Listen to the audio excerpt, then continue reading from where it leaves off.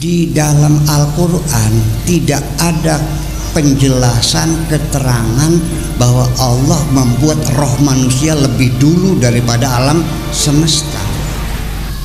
Nah, kalau dalam agama lain ada, agama Buddha, agama Hindu, jadi bahwa 8.000 tahun sebelum Masehi di India itu orang sudah meyakini adanya alam arwah. Nggak tahu berapa triliun lah pokoknya. Kita ini sebelum lahir dulunya ada di alam arwah, nggak tahu di mana adanya, jumlahnya nggak tahu berapa ratus miliar, berapa triliun kita nggak tahu, tapi itu jumlahnya tetap. Nah, nanti jumlah yang tetap itu ini disebut dengan dalam bahasa Buddhanya namanya, punten saya bukan lagi menyalahkan, enggak, ini lagi membandingkan aja, namanya samsara. Dalam agama Buddha namanya samsara. Nah, itu nanti diturunkan satu persatu, lahir.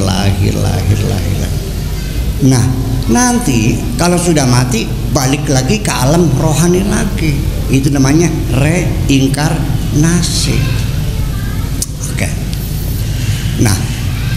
Nah, dalam proses reinkarnasi itu nanti berlaku lagi istilahnya hukum karma. Kalau waktu lahir pertama dia berbuat jahat, jadi maling, jadi pencuri copet, dia mati, reinkarnasi balik lagi menjadi makhluk yang lebih rendah. Tadinya anaknya orang kaya, lahir lagi anaknya orang miskin. Sudah itu jahat lagi, mati, kembali ke alam arwah, turun lagi sampai kepada bentuk binatang nantinya. Itu namanya reinkarnasi. Jadi ada orang yang kembali lagi. Nah, ini mungkin umat Islam karena mungkin sebelum Islam masuk ke Indonesia kita dulu berkian semacam itu dengan tidak menyalahkan, punten ini mah. Jadi dikiranya reinkarnasi itu ada di dalam Al-Qur'annya, ada rujukan bahwa ada reinkarnasi, yaitu seperti dalam surat Yasin yang berbunyi wa man nu'ammirhu nunakkisu fil khalqi afala ta'qilun. Tuh dalilnya, dalil reinkarnasi. Ntar dulu kita koreksi dulu ini ente paham enggak?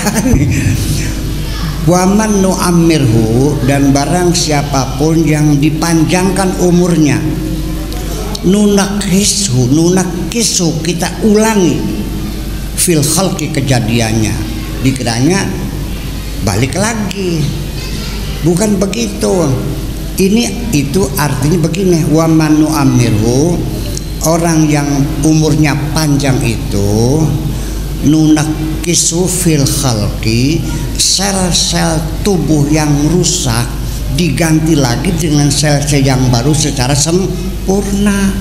Umurnya sudah 60 tahun, 70 tahun, tapi dia segar bugar, terganti jadi nggak peot-peot gitu, sehat selalu.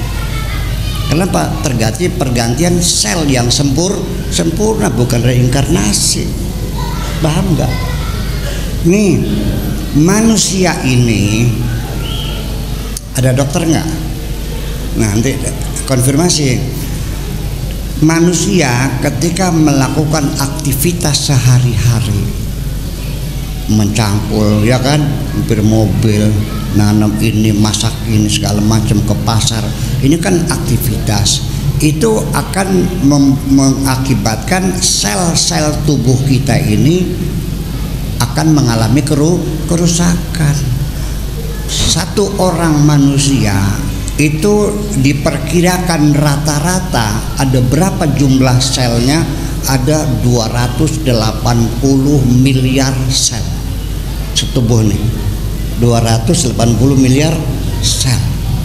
Nah, akibat kita beraktivitas sehari-hari ini akan terjadi kerusakan sel.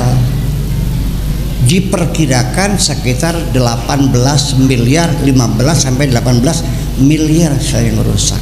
Nah, sel yang rusak itu akan mengalami pergantian sel yang baru ketika kita sedang beristirahat.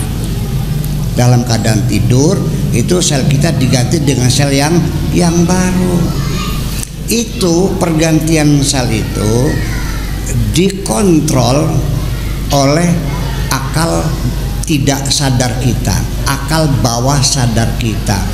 Oleh kata orang Arabnya al-aqlu la wa'yi. Akal tidak sadar ini mengontrol tugas yang lebih luas daripada akal sadar. Kalau akal sadar yang dilihat, yang kelihatan, gelas ini, tisu, mau ngelap mulut ngambil tisu, mau minum kopi digulek, mau ngomong telepon temen dicari namanya, dipejat di telepon, seperti itu. Tapi jantung berdegup, paru-paru kembang kempis, memompa darah menghirup, itu bukan kerja otak sadar kita, otak tidak sadar kita yang bekerja. Nah, makanya ketika pergantian sel baru itu secara sempurna, itu termasuk wa man nu'ammirhu nunakisu fil khalqi, bukan urusan reinkarnasi. Ya silakan kita debat, silakan kalau perlu, bahwa dalam Islam nggak ada reinkarnasi itu, nggak ada hukum karma. Ya kita mata ibnu Adam in qata'a amalu, selesai sudah, nggak bakal bolak-balik begitu. Itu bedanya dengan tidak menyalahkan siapapun. Ya, jadi artinya bahwa bagaimanapun tidak bisa dihindari, kita dalam pertarungan peradaban itu mesti ada saling pengaruh mempengaruhi.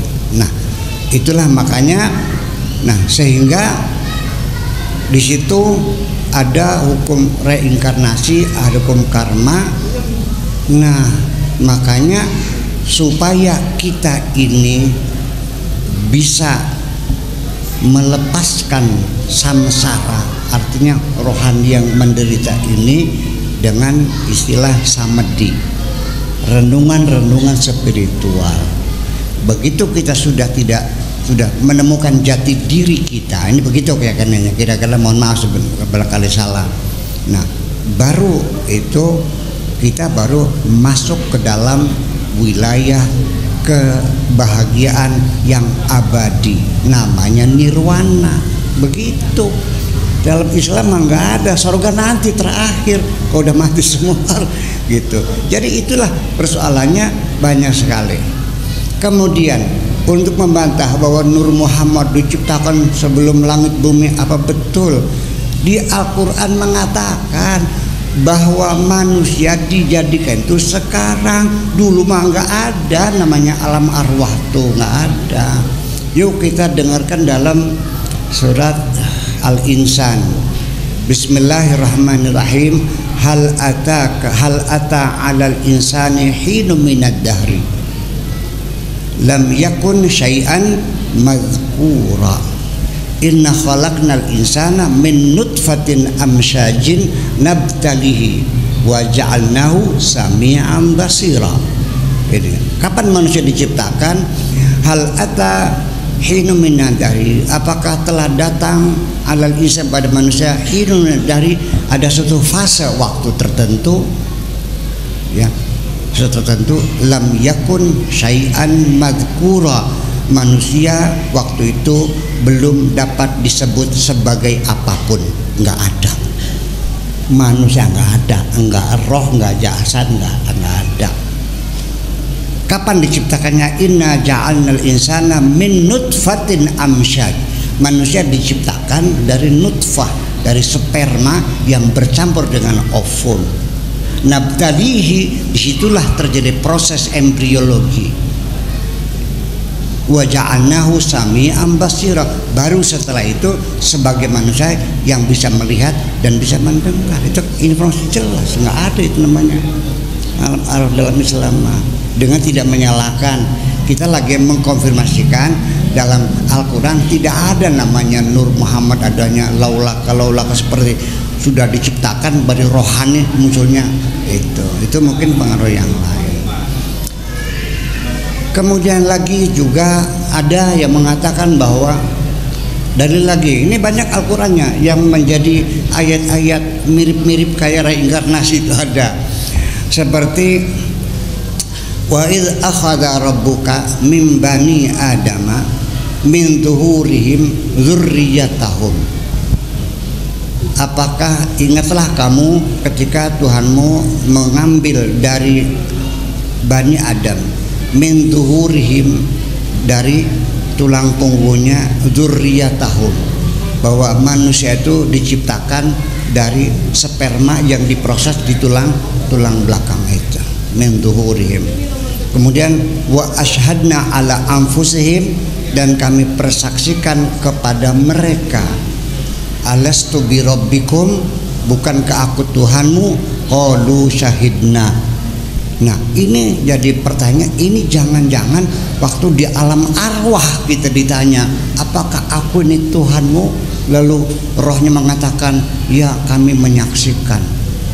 Bukan, itu artinya bahwa, nah itulah makanya kita lihat lagi bahwa wasana ala anfusim alastu bi rabbikum itu setelah Tuhan menciptakan sperma, dan sperma itu kemudian bertemu dengan ovum, lalu terjadi proses embriologi. Nah ketika terjadi pertemuan sperma ovum itu pertama kali yang disebut dengan cetak biru kemanusiaan, itu namanya deoksiribonukleik acid namanya, atau disingkat menjadi DNA. Disitulah Allah titipkan dari DNA itu segala macam informasi yang nanti makhluk yang keluar ini nanti sifatnya seperti ini. Dari mulai rambutnya keriting apa lurus, kulitnya putih atau hitam, hidungnya mancung atau pesek, bibirnya doer atau ya orangnya laki atau perempuan. Itu dalam satu deoksiribonukleik acid yang tidak kelihatan mata kecuali dengan mikroskop, itu baru kelihatan DNA itu. Di situ menyimpan informasi tentang masa depan anak manusia yang bakal lahir. Informasi itu dari mulai warna kulit, warna mata, warna ini tulangnya, jenis darahnya, bakatnya, kebiasaannya, sampai segala macam. Itu kalau ditulis di kertas folio itu mungkin 50 juta lembar folio, dan tidak pernah meleset sedikit pun itu. Itu maknanya wa asyhadna ala anfusihim alastu bi rabbikum qalu syahidna. Itu seperti itu. Jadi artinya tidak semudah itu kita menafsirkan, ditarik sana tarik sini, begitulah kira-kira. Dan untuk ke depan, dan kita nggak usah menyalahkan. Jadi kalau kita sekarang melakukan kritik historis terhadap sejarah, itu bukan berarti menyalahkan orang zaman dahulu, tapi kita lagi menyempurnakan karya-karya orang zaman dahulu. Karena ilmu pengetahuan itu selalu mengalami revisi setiap generasi menuju pada kesempurnaan, betul nggak? Jangan tersinggung loh. Bapak bikin mobil nggak ada wipernya, saya sempurnakan, saya kasih wiper, seneng nggak? Sudah wipernya, cuman hanya satu kecepatan, kita bikin 2, pelan dan cepat, mau nggak? Bikin 3 tahap, pelan, sedang, cepat, mau nggak? Kita tambah lagi sensor sehingga kalau hujannya besar dia cepat, hujannya kecil dia pelan, kalau lampunya merah dia mandek, mau nggak? Jadi namanya ilmu pengetahuan itu selalu disempurnakan oleh generasi berikutnya. Jangan pernah mengatakan karya orang zaman dahulu sudah sempurna dan final. Tetap kita koreksi. Apalagi itu sifatnya ilmu sosial, agama dan sebagainya. Fisika partikel pun yang disebut ilmu pasti, ternyata ketika diuji ulang terdapat kekurangan, kekeliruan yang perlu direvisi. Percaya nggak? Nah itulah makanya jadi kita mesti jelas sekali bahwa ke depan umat Islam, cobalah daripada kita terjebak kepada ritual-ritual saja, cobalah kita titip sama anak-anak kita, suruh ngaji dong, suruh belajar, betul nggak? Pesantren kan sana di Jombang, di Kediri, terserah ada di mana, supaya anak-anak kita penting masa depan kita. Nanti kalau nanti ilmu pengetahuan membuktikan keliru, kan bisa pada murtad anak-anak kita, betul nggak? Kita buktikan sekarang, yuk. Yang kira-kira ini coba kita perbaiki semuanya. Karena walau bagaimanapun juga namanya karya tulis tetap aja ada kekeliruan, begitu. Saya kira ini waktunya sudah cukup lama saya bicara ini karena ada sesi tanya jawab. Tanya jawab itu artinya saya ingin belajar dari orang Cengkareng.